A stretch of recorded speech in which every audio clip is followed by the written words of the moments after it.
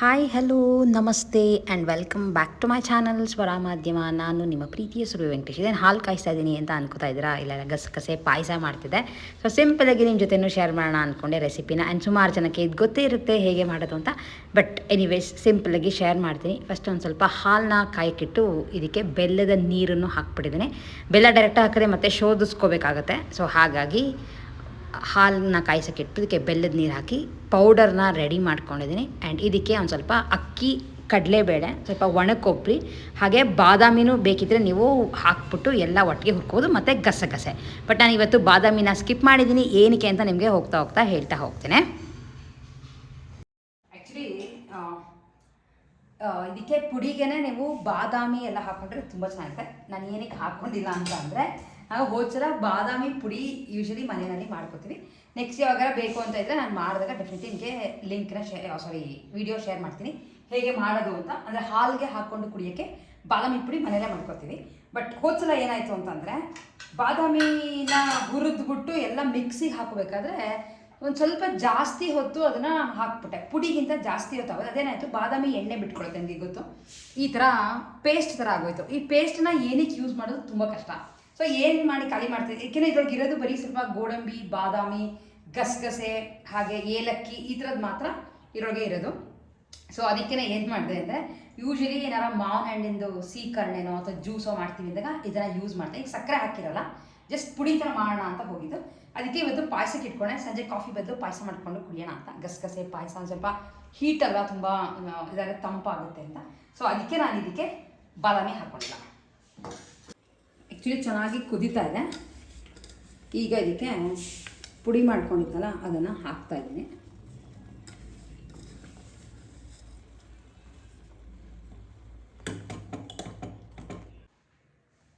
So ಇನ್ನೂ ಹಾಕ್ತಾ 2 ನಿಮಿಷ ಕುದ್ರೆ ಸರಿ ಹೋಗುತ್ತೆ. ಆ್ಯಂಡ್ ಅದ್ರ ಜೊತೆ ಆ್ಯಕ್ಚುಲಿ ಸಂಜೆಗೆ ಅಂತ ನುಚ್ಚುನುಂಡೆ ಮಾಡ್ತಾಯಿದ್ದೆ. ನಿಮ್ಗೆ ಅದು ಹೇಳಿ ಆ್ಯಕ್ಚುಲಿ ರೆಸಿಪಿ ತೋರಿಸ್ತೀನಿ ಅಂತ.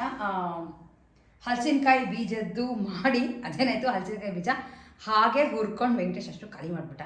ಅದು ಹುರ್ಕೊಂಡು ತಿಂದರೆ ಚೆನ್ನಾಗಿರುತ್ತೆ ಅಂತ. ಸೊ ಹಾಗಾಗಿ ಇನ್ನೊಂದ್ಸಲ ಮತ್ತೆ ತೊಗೊಂಡಾಗ ಮಾಡಿ ತೋರಿಸ್ತೀನಿ. ಸದ್ಯಕ್ಕೆ ಏನು ಮಾಡಿದ್ದೀನಿ ಅಂತಂದರೆ, ತೊಗರಿಬೇಳೆ ಒಂದು ಸ್ವಲ್ಪ, ಹಾಗೆ ಕಡಲೆಬೇಳೆ ನೆನೆಸಿಟ್ಟಿದ್ದೀನಿ. ನುಚ್ಚುನುಂಡೆ ಮಾಡೋಣ ಅಂತ.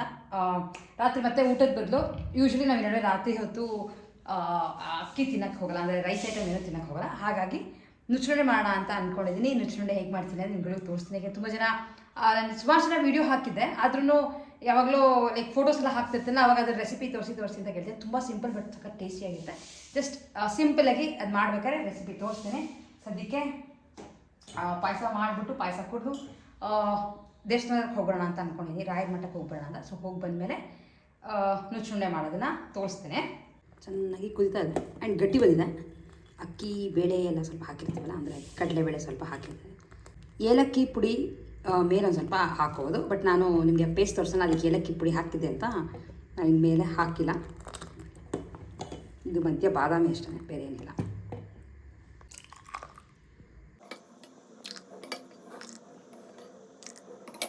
ಆ್ಯಕ್ಚುಲಿ ಮಠಕ್ಕೆ ಹೋಗಿ ಮತ್ತೆ ವಾಪಸ್ ಇಲ್ಲಿಗೆ ಬಂದೆ. ಯಾಕೆಂದರೆ ಯಾರೋ ಕಸ್ಟಮರ್ ಒಬ್ಬರು 8:30 ಅಷ್ಟೊತ್ತಿಗೆ ಬಂದು ಸ್ಯಾರಿ ತೊಗೊಳ್ತೀನಿ ಅಂತ ಹೇಳಿದರು. ಅಂದರೆ ಅವ್ರು ಆರ್ಡ್ರ್ ಮಾಡಿಬಿಟ್ಟಿದ್ರು.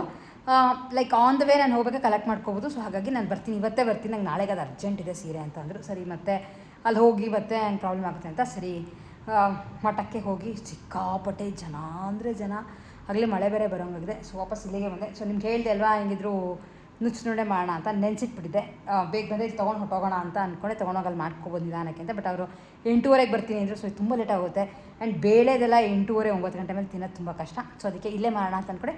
ಜಸ್ಟ್ ಬನ್ನಿ ನನ್ನ ಜೊತೆ ಸಿಂಪಲಾಗಿ ರೆಸಿಪಿ ತೋರಿಸ್ತೀನಿ, ಹೇಗೆ ನಾವು ನುಚ್ಚುನುಂಡೆನ ಮನೆಯಲ್ಲಿ ಈಸಿಯಾಗಿ ಮಾಡ್ಕೊಂಡ್ರೆ ಸಖತ್ ಹೆಲ್ತಿ ಆ್ಯಂಡ್ ಟೇಸ್ಟಿ. ತುಪ್ಪದ ಜೊತೆ ತಿಂದರೆ ಆಹಾ ಸೂಪರ್.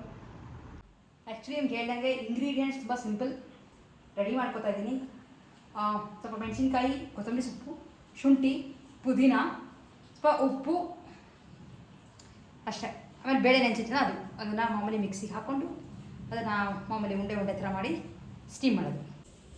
ಸೊ ಮಿಕ್ಸರ್ ಜಾರ್ಗೆ ಇಲ್ಲಿ ಸ್ವಲ್ಪ ನೆನೆಸಿರೋದು ಇಟ್ಕೊಂಡಿದ್ದೀನಿ. ಕಡಲೆಬೇಳೆ ಮತ್ತು ತೊಗರಿಬೇಳೆ ಎರಡೂ ಇದೆ. ಸೊ ಇದನ್ನು ಫಸ್ಟು ಸ್ವಲ್ಪ ಹಾಕೋತಾ ಇದ್ದೀನಿ. ಚೆನ್ನಾಗಿ ತೊಳೆದು ಅಂದರೆ ಹಸಿ ವಾಸನೆ ಸ್ವಲ್ಪ ಹೋಗಬೇಕು, ಇಲ್ಲ ಸ್ಮೆಲ್ ಬಂದುಬಿಡುತ್ತೆ. ವಾಸನೆ ಹೋದ್ವಿ, ಒಂದು ಅರ್ಧ ಮುಕ್ಕಾಲು ಗಂಟೆ ಅಥವಾ 1 ಅವರ್ ನೆನೆಸಿದ್ರೆ ಸಾಕು. ಇನ್ನೊಂದು ಟ್ರಿಪ್ಗೆ ಹಾಕೋತೀನಿ. 4 ಮೆಣಸಿನ್ಕಾಯಿ, ಶುಂಠಿ ಆ್ಯಂಡ್ ಕೊತ್ತಂಬರಿ, ಪುದೀನ ಎರಡೂ ಇದೆ.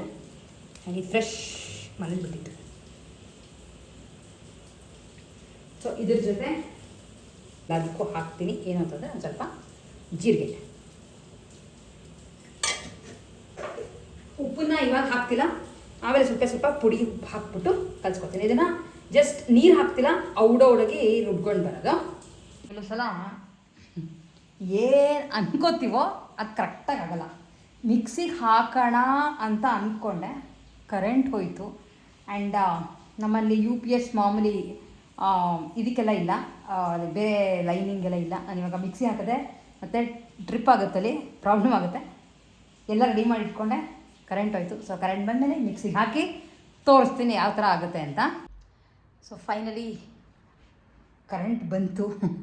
ಕರೆಂಟ್ ಬಂದಿದ್ದ ತಕ್ಷಣ ಹಾಕಿಟ್ಕೊಂಡೆ. ನೋಡಿ ರೆಡಿ ಆಗಿದೆ. ಅದೇ ಈ ಹದದಲ್ಲಿರಬೇಕು, ಲೈಕ್ ಹತ್ತದಲ್ಲಿ ಈ ಹದದಲ್ಲಿರಬೇಕು. ಮಧ್ಯ ಮಧ್ಯ ಬೇಳೆ ಇದ್ರೂ ಪರವಾಗಿಲ್ಲ.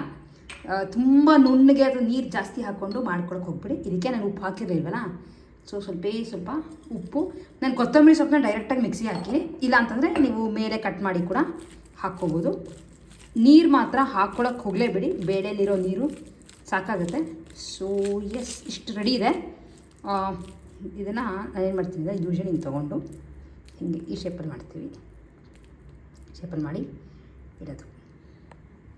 ನಾನು ಮಾಡೋಕ್ಕೆ ಏನಿಲ್ಲ ಅಂದರೂ ಇನ್ನೊಂದು 1/4 ಗಂಟೆ ಆಗುತ್ತೆ. Because waiting for Venkatesh to come. Venkatesh ಬಂದಮೇಲೆ ಅದು ಇಟ್ಬಿಟ್ಟು ಒಟ್ಟಿಗೆ ತಿರೋಣ ಅಂತ ಅಂದ್ಕೊಂಡು. ಟೈಮ್ ಈಗ 7:15. ಅಷ್ಟೊತ್ತಿಗೆ ಅವ್ರಿಗೆ ಹೇಳಿರೋ ಸೀರೆ ಎಲ್ಲ ಎತ್ತಿಡ್ತೀನಿ. ಆ್ಯಂಡ್ ನಿಮ್ಗಳಿಗೂ ತೋರಿಸ್ತೀನಿ, ಬನ್ನಿ ಅವ್ರು ಯಾವ್ಯಾವ ಸೀರೆನ ಆರ್ಡ್ರ್ ಮಾಡಿದ್ದಾರೆ ಅಂತ. ಒಟ್ಟು ಟೋಟಲಿ ಅವ್ರು ಆರ್ಡ್ರ್ ಮಾಡಿರೋದು 10 ಸೀರೆ ಸ್ಟಾಕ್ನಲ್ಲಿ ಇತ್ತು. ಸೊ ಎತ್ತಿಟ್ಬಿಟ್ಟಿದ್ದೀನಿ. ಮತ್ತು ನೀವು ಯಾಕೆ ಶಿಪ್ ಮಾಡ್ತೀರಾ, ಅನ್ನೆಸೆಸರಿ ಮತ್ತು ಶಿಪ್ಪಿಂಗ್ ಚಾರ್ಜಸ್ ವೇಸ್ಟು. ಆ್ಯಂಡ್ ನಾನು ಅಲ್ಲೇ ಬರ್ತೀನಲ್ಲ ಇಸ್ಕೊತೀನಿ ಅಂತಂದ್ರೆ. ಆ್ಯಂಡ್ ತುಂಬ ಜನ ಈ ಥರದ್ದು ನಮ್ಗೆ ಎಷ್ಟು ಹೆಲ್ಪ್ ಆಗುತ್ತೆ ಅಂತಂದರೆ, ಈಗ ಆಲ್ಮೋಸ್ಟ್ 10 ಸೀರೆ ಅಂದರೆ ಅನ್ನೆಸೆಸರಿ ನನಗೂ ವೇಸ್ಟು, ಅವ್ರಿಗೂ ವೇಸ್ಟ್. ಆ್ಯಂಡ್ ಅವರು ಕಾಯಬೇಕು.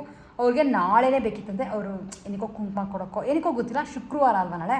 ಸೊ ಅದಕ್ಕೆ ನಾಳೆ ನನಗೆ ಬೇಕು, ನಂಗೆ ನೀವು ಶಿಫ್ಟ್ ಮಾಡೋದು ಆಗೋದೇ ಇಲ್ಲ ಅಂತ ಬೆಳಗ್ಗೆನೂ ಅಲ್ಲ ಮಧ್ಯಾಹ್ನ ಆರ್ಡ್ರ್ ಮಾಡೋದು. ಸೊ ಕೆಲಸ ಮುಗಿಸ್ಕೊಂಡು ಆನ್ ದ ವೇ ಬರ್ತೀನಿ ಅಂತ ಅಂದರು. ಹೀಗೆ ನಾನು ಬಂದುಬಿಟ್ಟು ಆಮೇಲೆ ಆ ಕಡೆ ಹೋಗ್ತಿದ್ದೆ, ನಾಗರಬಾವಿ ಹತ್ರ ಅವ್ರ ಮನೇಲಿರೋದು. ಸೊ ಹಿಂಗೆ ಬಂದು ಹಂಗೆ ಹೋಗ್ಬೋದು, ತುಂಬ ಏನು ದೂರ ಆಗಲ್ಲ. ಸೊ ಅಷ್ಟೊತ್ತಿಗೆ ಅವ್ರು ಬರೋಷ್ಟಿಗೆ ಎತ್ತಿಡಬೇಕು. ಅವನು ಕೇಳ್ತೀನಿ, ಬೈ ಚಾನ್ಸ್ 2 ನಚ್ಚುನುಡೆ ತಿಂತೀರಾ ಅಂತ. ಪಾಪ ಇಷ್ಟೊತ್ತಾಗೋಯ್ತಲ್ಲ, ಅವ್ರ ಮನೆಗೆ ಹೋಗಿ ಅಡುಗೆ ಮಾಡಿ ಇಷ್ಟೊಂದು ಕೆಲಸಗಳಿರುತ್ತೆ.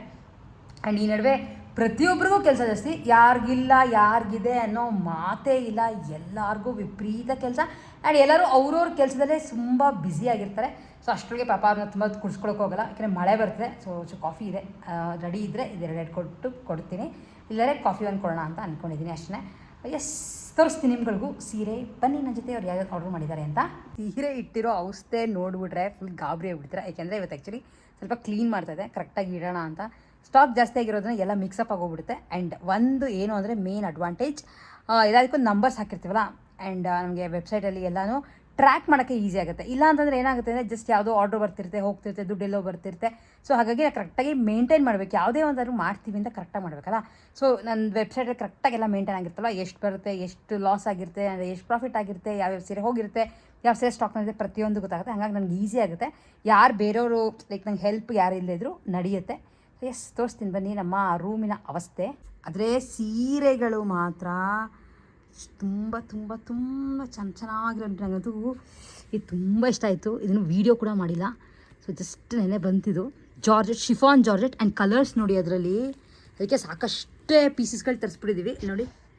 ಒಂದಕ್ಕಿಂತ ಒಂದು ಕಲರ್ಗಳು ತುಂಬ ಚೆನ್ನಾಗಿದೆ. ಆ್ಯಂಡ್ ಇದೆಲ್ಲ ಬಂದಿದೆ ಕಾಟನ್ಗಳಿವೆಲ್ಲ.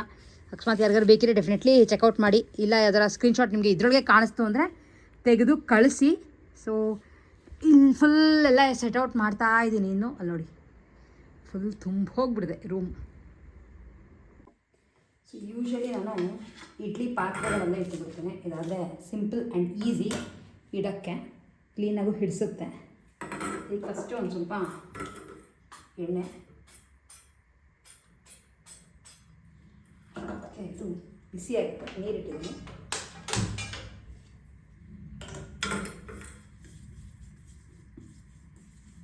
ಕ್ಲೀನಾಗಿ ಎಣ್ಣೆ ಸವರ್ಬಿಟ್ಟು ಇದನ್ನು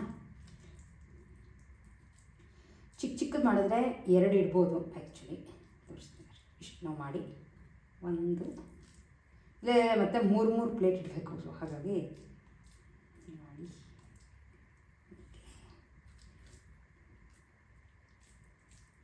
ಹಾಕಿ ನಾನು